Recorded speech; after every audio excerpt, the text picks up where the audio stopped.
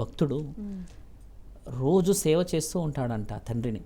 రోజు ఎన్నో సంవత్సరాల నుంచి నా భక్తుడు నాకు పూజలు పురస్కారాలు చేస్తూ ఉన్నాడు, ఓసారి పరీక్షింపదలుస్తాము అని చెప్పేసి గట్టిగా అంటాడు. భక్త, ఎంతటి ఆనందం, ప్రతిరోజు నీవు వచ్చి అలంకరణ చేస్తావు, అభిషేకాలు చేస్తావు, పూజలు పురస్కారాలు ఎంతో చేస్తావు కదా, నాకెంతో ఆనందమైంది అని అంటాడు. మీరు నాకు పెట్టిందల్లా చాలా పవిత్రమైనదే, కానీ మీరు మనశ్శాంతితో ఎందుకు లేరు అని అడుగుతారు. అప్పుడు ఈయన అంటారు, స్వామి, నేను మీకు మొట్టమొదట ఉదయాన్నే లేచి వచ్చి నీళ్లు పోస్తాను, పాలు, తేనె, పెరుగు, పలు రకాల పండ్లతో అభిషేకాలు చేస్తాను మీకు. నేను ఇన్ని చేసిన మీ దాంట్లో పవిత్రత ఎక్కడ లోపించింది నాకు అర్థం కావట్లేదు స్వామి. తండ్రి ఒకసారిగా అన్న మాట ఏంటంటే, నీవు తెస్తున్న నీళ్లు పవిత్రమైనయా అని అడుగుతాడు తల్లి. ముమ్మాటికి పవిత్రమైనదంటే మరి అందులో ఉన్న కప్పలు చేపలు తాగలేవా అని అడుగుతాడు. అడిగినప్పుడు నిజమే కదా అని అంటారు. అవి తాగిన తర్వాత అవి ఎంగిలైపోతాయి కదా, మరి ఎంగిలైనవి తీసుకొస్తున్నావు కదా, పవిత్రం ఎక్కడిది అని అడుగుతారు. పాలు తెస్తున్నారు మీరు, మరి పాలు ఒక దూడే తల్లి యొక్క ఆ పొదుగుని స్వీకరించిన తర్వాత వచ్చిన పాలే మా దగ్గర తెస్తున్నారు అంటే అక్కడ ఎంగిలి పడినట్టే కదా. తుమ్మెదలు వాలనేది పువ్వుల నుంచి వచ్చిన తేనెనా మీరు మాకు తెస్తుంది? ఖచ్చితంగా తుమ్మెదలు స్వీకరించాకే తెస్తున్నారు మీరు మాకు.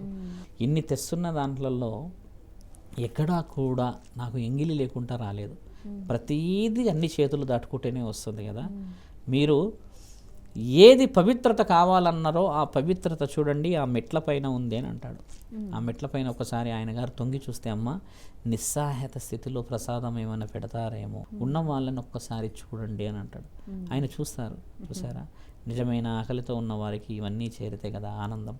అలా అంతఃకరణ శుద్ధిగా వాళ్ళు ఎదురు చూస్తూ ఉంటే, ఇన్ని సంవత్సరాలు నువ్వు నన్ను చూడడానికే వచ్చావు కానీ ఒకసారి మెట్టు మీద ఉన్న వాళ్ళని చూడలేవుగా.